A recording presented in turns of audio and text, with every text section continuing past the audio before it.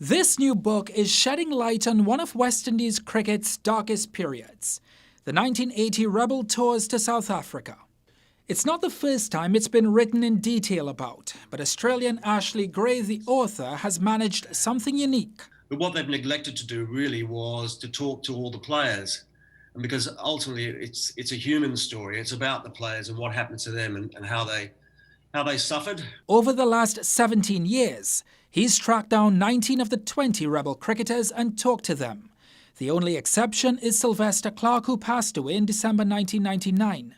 But he did talk to his wife. It started really back in 2003, and I did over 200 interviews for it. So, yeah, it's very in-depth and it was very labour-intensive.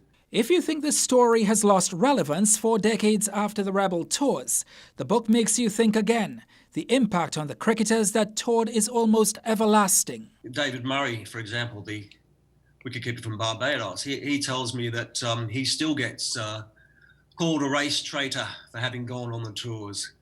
That they're living with the shame. So, yeah, it's in their lives and it's happening right now. If some could roll back the hands of time, they wouldn't have boarded the plane.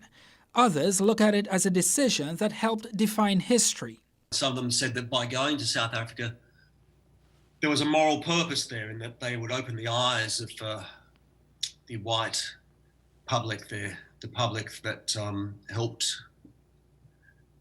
bolstered apartheid, and that they would be able to open their eyes to black people in a way that they hadn't before. Once confined to the scrapyard of history, it's another rare opportunity when these rebel cricketers hit the headlines again. It's not an easy subject to deal with, but it's one that has to be spoken about, and these guys should be allowed to have their say, and that's what I've given them in this book.